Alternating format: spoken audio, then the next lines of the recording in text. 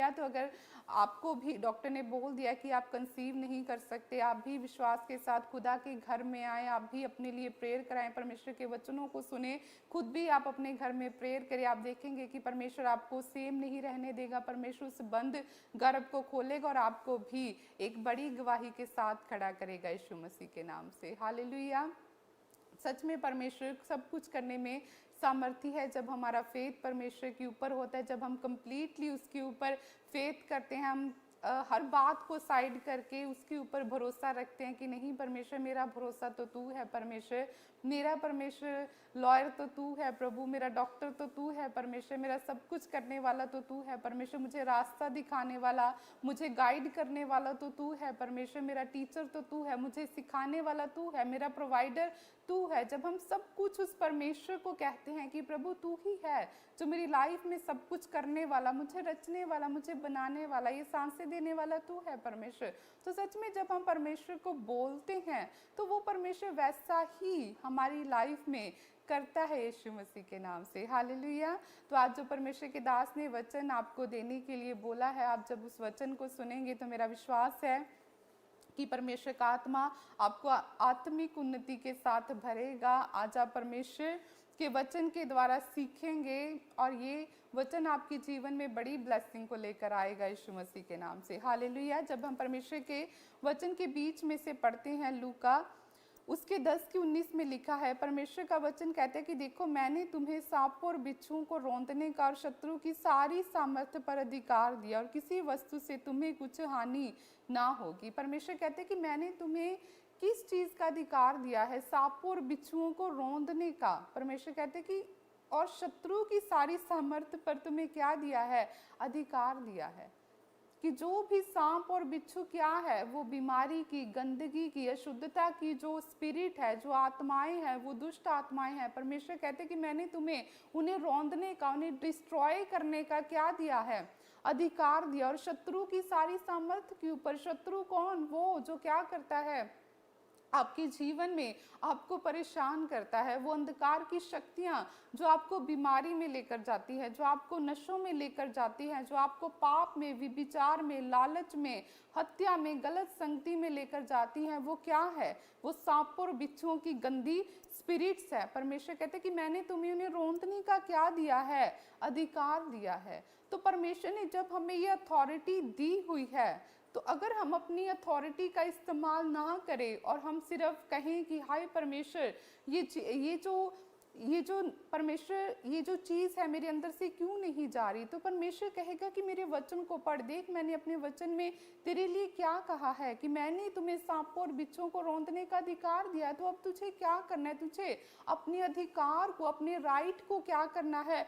Use करना है। जब तक हम अपने राइट को, जो अधिकार हमारे पास है, हम उसे यूज़ नहीं करेंगे तो फिर उसका रिजल्ट भी हमें कभी नहीं मिलेगा। अगर सरकार ने कोई हमारे लिए स्कीम निकाली है तो वो क्या है? हमारा एक राइट है। तो लेकिन उसके लिए हमें क्या करना पड़ेगा? उसका जो भी स्कीम के लिए उन्होंने रखा गया है, कोई फॉर्म फिल करना या जो कुछ भी है, हमें वो करना पड़ेगा। लेकिन जब तक हम वो फिल नहीं करेंगे, हम गवर्नमेंट की बात को नहीं मानेंगे, तो जो स्कीम, जो बेनिफिट उन्होंने हमारे लिए रखा है, वो कभी भी वो राइट हमें नहीं मिलेगा। तो वैसे ही परमेश्वर कहते हैं कि मैंने तुम्हें ये अथॉरिटी दी है, मैंने तुम्हें ये राइट दिया है सांपों और बिच्छुओं को रौंदने का और शत्रु की, उस दुष्ट की सारी सामर्थ्य के ऊपर मैंने तुम्हें क्या दिया है? अथॉरिटी दी हुई है। तो अब हमें क्या करना है? अपनी अथॉरिटी को यूज करना है। अगर हमें पहचान ही नहीं है कि परमेश्वर ने मुझे क्या दिया है, तो फिर मैं उसका लाभ भी कभी भी नहीं उठा सकता। क्योंकि परमेश्वर क्या कहता है कि शैतान हमेशा क्या करने के लिए आता है? जब हम पढ़ते हैं यूहन्ना 10:10 में, तो उसमें लिखा है कि शैतान क्या करने के लिए आता है? वो चुराने के लिए आता है, कि चोर किसी और काम के लिए नहीं, परंतु केवल चोरी करने, घात करने और नष्ट करने को आता है। मैं इसीलिए आया कि वे जीवन पाए और बहुतायत से पाए। हालेलुया। परमेश्वर कहते हैं कि शैतान किस लिए आता है? चोर किस लिए आता है? चुराने के लिए, घात करने के लिए, मारने के लिए। लेकिन मैं किस लिए आया? कि तुम क्या करो? तुम जीवन पाओ। तो वैसे ही आज अगर हमारे घर में, घर किसका है? हमारा है। अगर आपके घर में कोई चोर आए तो वो आपका हाल चाल पूछने तो नहीं आएगा, आपके साथ चाय कॉफी पीने तो नहीं आएगा। वो क्या करने के लिए आएगा? चुराने के लिए और घात करने के लिए। कि अगर उसे किसी ने देख लिया, उसके साथ सामना हुआ, तो वो क्या करेगा? अपने बचाव के लिए, अपनी डिफेंस के लिए वो वार करेगा, मारेगा, घात करेगा। तो वैसे ही जो हमारा शरीर है, इसके ऊपर किसका अधिकार है? पवित्र आत्मा का, ना कि दुष्ट का। तो परमेश्वर कहते हैं कि चोर किस लिए आता है? चुराने के लिए। किस चीज को? आपकी सेहत को, आपकी अनॉइंटिंग को, आपके गिफ्ट्स को जो परमेश्वर ने आपको दिए हुए हैं, आपकी पवित्रताई को। वो क्या करता है? चुराने के लिए आता है। वो आपको लिखा है कि चोर क्या करता है? घात करता है, नष्ट करता है। तो जब चोर घर में आता है तो हम क्या करते हैं? क्या हम उसके सामने हाथ जोड़ते हैं कि चोर तू चला जा, तू हमारे घर से कुछ ना चुरा? क्या हम उसके सामने रोने लगते हैं? नहीं, हम क्या करते हैं? हम उसका सामना करते हैं। जो हमारा लीगल राइट है, फिर हम उसे यूज करते हैं, हम कंप्लेंट करते हैं। तो वैसे ही परमेश्वर कहते हैं कि मैंने तुम्हें क्या अधिकार दिया है सांपों और बिच्छुओं को रौंदने का?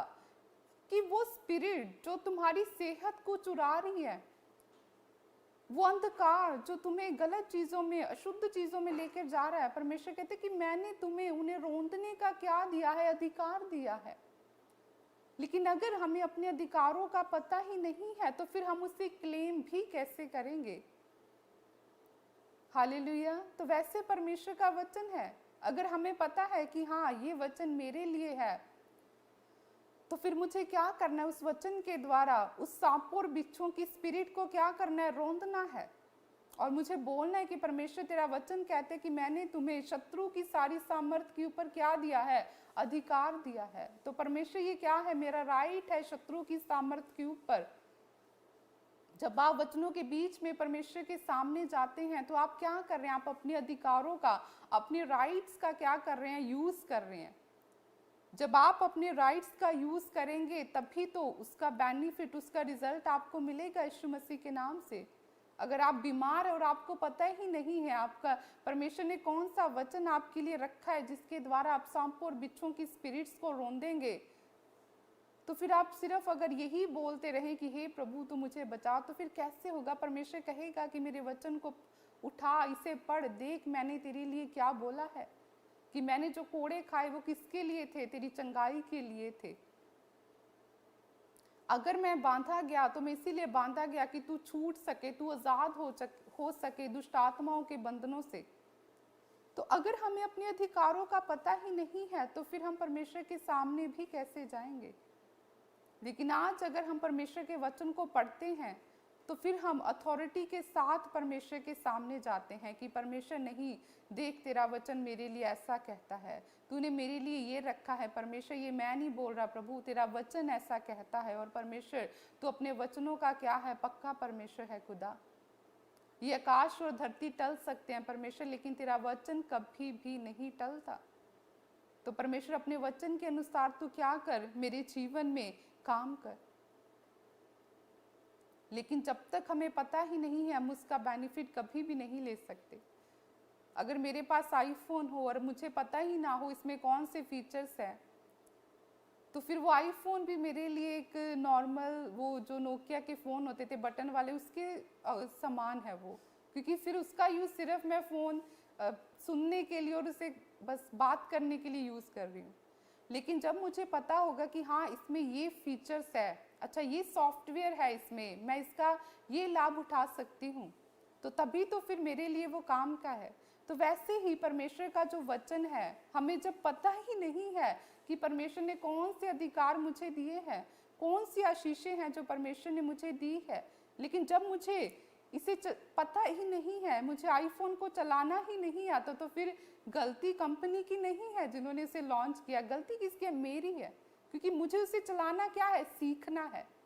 तो वैसे ही परमेश्वर का वचन है, परमेश्वर ने हर एक चीज अपने वचन में बता दी, लेकिन अगर मैं इसे खोलूं ही ना, मैं इसे पढ़ूं ही ना, मुझे पता ही ना हो कि कौन सी बात कहाँ लिखी है, तो फिर ये लाखों का, खरबों का खजाना जो मेरे पास है होते हुए भी मैं क्या हूँ? फिर मैं गरीब हूँ। क्योंकि मुझे क्या है? मुझे चाबी लगानी ही नहीं आती। अगर एटीएम आपके पास और आपको उसे यूज ना करना है तो फिर पैसा तो आप ही का है जो उसमें पड़ा है बैंक में, लेकिन अब क्या है, आपको यूज ही नहीं करना आ रहा कि मुझे कार्ड को कैसे यूज करना है एटीएम मशीन में। लेकिन जब आप सीख जाते हैं फिर वो पैसा आप ही का है, फिर आप उसे एनी टाइम क्या कर सकते हैं, विड्रॉल करवा सकते हैं। तो वैसे ही परमेश्वर का वचन है कि हर एक आशीष परमेश्वर ने किसके लिए रखी है, हमारे लिए रखी है। लेकिन जब तक हमें पता ही नहीं होगा कि हमें कैसे परमेश्वर से अपनी आशीषों को लेना है, फिर सब कुछ हमारे पास होते हुए भी हम क्या है, निर्धन है। सब कुछ हमारे पास होते हुए भी हम क्या है, खाली है। लेकिन जैसे ही हम परमेश्वर के साथ अपने रिलेशन को सही करते हैं, हम परमेश्वर की ओर टर्न ऑफ करते हैं, अपने मुंह को उसकी ओर फेरते हैं और उसके साथ हर रोज बैठते हैं, उससे बातचीत करते हैं, उसके वचनों को हर रोज पढ़ते हैं, तो फिर ये वचन क्या करते हैं, हमें गाइड करते हैं। परमेश्वर की प्रेजेंस क्या करती है, हमें एक नए बल के साथ भरती है, हमारे फेथ को बिल्डअप करती है। जैसे हर रोज हम बढ़ते जाएंगे प्रेयर्स में, परमेश्वर हमारे फेथ को भी बिल्ड करता जाएगा। फिर कितनी भी प्रॉब्लम्स हो, हमें कोई चिंता नहीं होगी। जैसे जैसे आप प्रेयर के साथ वचनों को पढ़ेंगे, आपको पता चलेगा अच्छा ये जो वचन है ये मेरी प्रॉब्लम के अकॉर्डिंग है, तो ये मेरे लिए है। मुझे क्या करना है, क्लेम करना है हर रोज परमेश्वर के सामने जाके। मैं हर रोज परमेश्वर के सामने जाऊंगा और इस वचन के द्वारा प्रार्थना करूंगा। अगर आज तक मेरा घराना मसीह में नहीं है तो परमेश्वर कहते हैं कि तू बच तो तेरा घराना बचाया जाएगा। तो मुझे क्या करना है, मुझे अपने अधिकार का इस्तेमाल करना है। मुझे परमेश्वर के सामने जाना और इन वचनों के बीच में से होके प्रेयर करनी है कि परमेश्वर तेरा वचन ऐसा कहता है। तो परमेश्वर जब तूने मुझे बचाया है तो परमेश्वर अब तू क्या कर, मेरे घराने को भी बचा यीशु मसीह के नाम से। अगर आपके पास बेबी नहीं है तो आप परमेश्वर के वचन का अंगीकार करें कि परमेश्वर तेरा वचन कहता है कि मैं बांझ को आनंद करने वाली माता बनाऊंगा। गर्भ का फल क्या है, यहोवा की ओर से प्रतिफल है। आप बीमार हैं, आप बोले परमेश्वर तेरा वचन कहता है कि मैं ही तेरे धर्म को क्षमा करता हूँ, तेरे सब रोगों से तुझे चंगाई देता हूँ। मैं ही तेरे सिर पे दया और करुणा का मुकुट बांधता हूँ। मैं ही तेरे प्राण को क्या है, नष्ट होने से बचाता हूँ। कि प्रभु तेरे कोड़े खाने से मैं क्या हूँ, चंगा हो चुका हूँ। ये क्या है, परमेश्वर ने ये वचन हमें दिए हैं कि हमें क्या करना, अपने अधिकार का इस्तेमाल करना है। जैसे ही हम प्रेयर में जाएं, हमें बोलना है कि परमेश्वर तूने क्या दिया है, अथॉरिटी दी है। फिर अपने मुंह से बोल के रौंदना है उन गंदी स्पिरिट को जो बीमारी की है, जो कलेश की है, जो अशुद्धता की है, जो पाप की है, जो नशे की है, जो चोरी की है, जो लालच की है, जो बुराई की है। क्या करना है, आपने उन्हें रौंदना है। कैसे रौंदते हैं हम, जब हम अपने मुंह से बोलते हैं प्रेयर में जाके। फिर हम बोलेंगे कि ये बीमारी की गंदी स्पिरिट तेरा मेरे ऊपर क्या है, कोई अधिकार नहीं है। क्यों? क्योंकि मेरा शरीर क्या है, पवित्र आत्मा का मंदिर है। मैं क्या हूं, मैं ज्योति की संतान हूं, मैं परमेश्वर का बेटा और बेटी हूं। अंधकार तेरा मेरे ऊपर कोई अधिकार नहीं है। दुष्ट तेरे अधिकारों को मैं क्या करती हूँ, नष्ट करती हूँ यीशु के नाम से। जब आप अपने मुंह से बोलकर परमेश्वर की प्रेजेंस में बैठते हैं और अपने अधिकारों का यूज करते हैं और रौंदते हैं उन्हें मुंह से बोलकर बार बार कि परमेश्वर तेरा वचन कहता है, प्रभु मैं नहीं कहता, तेरा वचन कहता है, तेरा लिखित वचन परमेश्वर जो मेरे पास है उसमें ऐसा लिखा है प्रभु कि तू ऐसा कहता है परमेश्वर। और सच में परमेश्वर तू क्या है, तू कभी ना बदलने वाला परमेश्वर, तो युगा न युग सेम सा रहने वाला परमेश्वर है खुदा। तो तू आज भी सेम है खुदा, तेरा वचन आज भी उतना पावरफुल है मेरे परमेश्वर। ये मेरे लिए एक मेडिसिन की तरह है खुदा, ये मेरे लिए एक लाइट है मेरे परमेश्वर, जो मुझे डायरेक्शन देता है कि मुझे कैसे अपनी मसीह लाइफ में चलना है। ये मुझे बताता है मेरे जीवन के हर एक हिस्से के बारे में कि मुझे अपनी लाइफ में अपने परमेश्वर के साथ कैसे चलना है, मुझे कैसे बैलेंस बना के रखना है हर चीज़ में। चाहे वो मेरा घर है, मेरा परिवार है, चाहे सेवकाई है, चाहे मेरी जॉब है, हर चीज़ के बारे में परमेश्वर तेरा वचन मुझे क्या है, गाइड करता है, मुझे सिखाता है। तो जब हम परमेश्वर के वचन को समय देते हैं, जब हम हर रोज इसमें अपने फेस को देखते हैं इस शीशे में से, तब हमें पता चलता है कि कहाँ पे अच्छा कमी है, कहाँ से मेरा हेयर स्टाइल ठीक नहीं है। और फिर हम क्या करते हैं, शीशे में देख के उससे सही करते हैं। तो वैसे ही जब हम परमेश्वर के वचन को हर रोज खोलते हैं तो हम अपने आप को देखते हैं कि अच्छा मेरी लाइफ में ये कमी है। तो अगर मेरी लाइफ में ये कमी है तभी तो मेरी ये आशीष रुकी हुई है। ये प्रभु ने नहीं रोकी, मैंने डोर बंद किया है। तब मुझे क्या करना है? जैसा परमेश्वर का वचन कहता है मुझे वैसे चलना, और जैसे ही मैं परमेश्वर की बात को फॉलो करूंगा, परमेश्वर उस डोर को मेरे लिए ओपन करेगा यीशु मसीह के नाम से। हालेलुया। लेकिन आज क्या है, हमारे पास समय नहीं है परमेश्वर के वचन को पढ़ने का, हमारे पास समय नहीं है प्रेयर में जाने का। तब भी आज हम क्या है, प्रॉब्लम में हैं। तब भी फिर हम क्या कहते हैं कि मैं इतने साल से प्रभु में हूँ, तब भी बैक स्लाइड हो जाते हैं लोग। रीजन, परमेश्वर के साथ जब रिश्ता मजबूत नहीं होता, सिर्फ एक नाम से कि प्रभु को ग्रहण कर लिया, दैट्स इट, बाद में कोई परमेश्वर के साथ आपका पर्सनल रिलेशनशिप नहीं है, तो वो फिर एक नाम का रिश्ता है। रिश्ते मजबूत कब होते हैं? जब हम क्या करते हैं, उन्हें समय देते हैं। अगर किसी की मैरिज हुई है, अगर वो हस्बैंड अपनी वाइफ को टाइम ना दे, उसकी टेक केयर ना करे, तो क्या वो उनकी मैरिड लाइफ वैसी होगी जैसी होनी चाहिए? नहीं, वो सिर्फ एक नाम से फिर होगा कि हाँ, कि एक शादी हुई पड़ी है बस। तो वैसे ही परमेश्वर है कि आपने उसे ग्रहण तो कर लिया, तो क्या आप अपना समय अब परमेश्वर को दे रहे हैं? देखिए, हर चीज, चाहे वो आपकी स्टडी है, चाहे आपकी जॉब है, चाहे आपका बिजनेस है, जब आप उसे समय देते हैं तभी वो चीज क्या होती है, बढ़ती है, ग्रो होती है। जब बच्चे घंटों घंटों बैठते हैं, पढ़ाई करते हैं, सुबह जल्दी उठ के स्टडी करते हैं, जब वो अपने आप को फालतू चीज़ों से साइड रख के ज़्यादा स्टडी में रहते हैं, तो फिर टॉप का रिजल्ट भी उन्हीं का होता है। तो वैसे ही परमेश्वर है, जितना आप खुदा को समय देंगे उतना ज़्यादा आप अपनी लाइफ में रिजल्ट को देखेंगे। जितना आप उसकी प्रेजेंस में रहेंगे, आप उतना ज़्यादा खुश रहेंगे, सुखी रहेंगे, क्योंकि उसकी उपस्थिति में क्या है, आनंद की भरपूरी है। एक व्यक्ति अगर उसको आदत बन जाए परमेश्वर के साथ बैठने की, तो अगर एक दिन वो प्रेयर ना करे, तो वो बस फिर देखेगा कि मुझे बस कहीं पर भी जगह मिल जाए और मैं बस बैठ जाऊं अपने हाथों को उठाकर। क्यों? क्योंकि उसे अब वो प्रेजेंस फील होने लग जाती है। फिर वो जब जब परमेश्वर के सामने जाता है, वो एक आनंद को, एक शांति को, जो ये संसार नहीं दे सकता, कोई धन दौलत नहीं दे सकता, वो उससे फील करता है। और वो अपने आप को सिक्योर फील करता है जब वो परमेश्वर के सामने जाता है। उसे फिर पता चलता है कि नहीं, परमेश्वर मेरे साथ है। वो विश्वास उसका फिर हर रोज बढ़ता जाता है।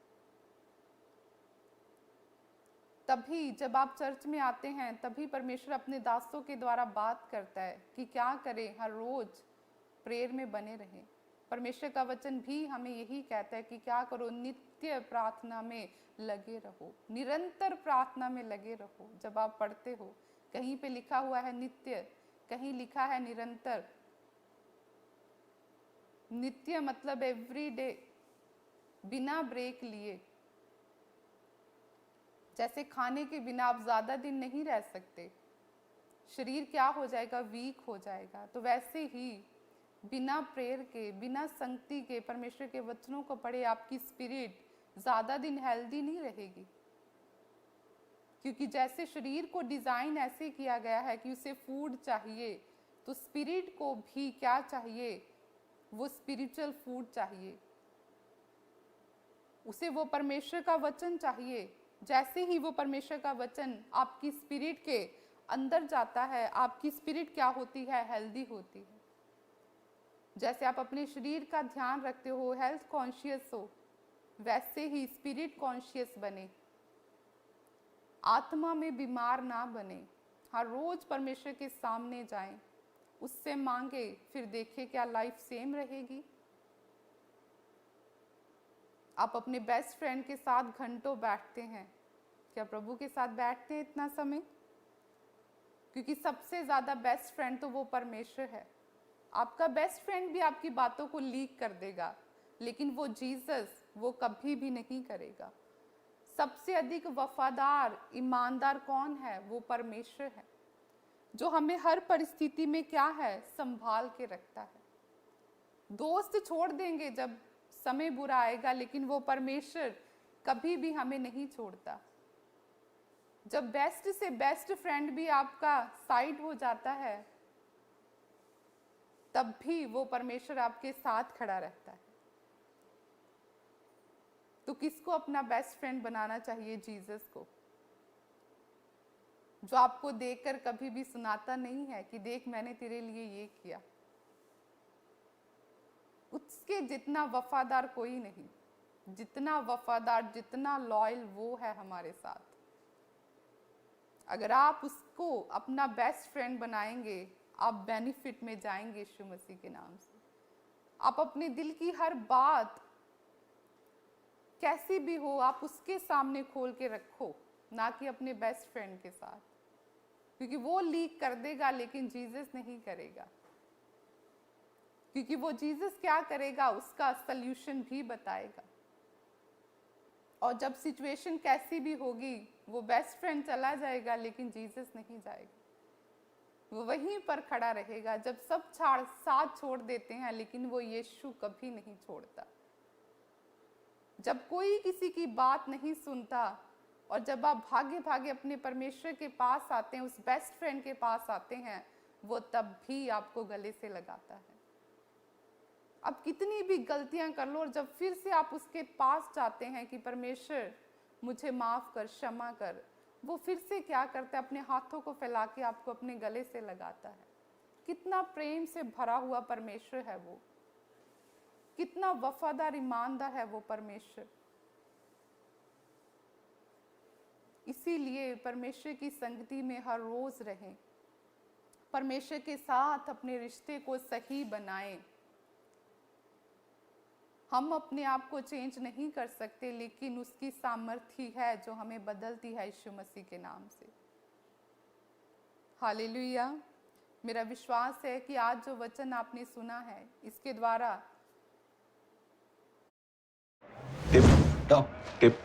प्रेम करना है। लेकिन जब तक हम वचन को नहीं पढ़ेंगे, हमें कभी भी नहीं पता होगा कि जो मेरी प्रॉब्लम है उसके साथ जो वचन मैच करता है वो कहाँ पे लिखा है। इसे सिर्फ संडे ही मत खोले, हर रोज इसे खोलें। हर रोज खाना खाते हो, इसे भी हर रोज खाओ। हर रोज हर एक जन मिरर के सामने जाता है, तो हर रोज इस आत्मिक मिरर को भी आप जरूर देखें, अपने आप को इसमें जरूर चेक करें कि अच्छा आत्मा में मैं कहाँ से सही नहीं हूँ। जब आप इसमें देखेंगे और अपने आप को करेक्ट करेंगे और खुदा में बने रहेंगे, फिर आप देखेंगे कि परमेश्वर आपको कैसी शांति और आनंद के साथ, आशीषों के साथ भरेगा यीशु मसीह के नाम से। हालेलुया। तो आइए परमेश्वर के लिए, उसके राज्य के लिए हम अपने बीज को बोएंगे।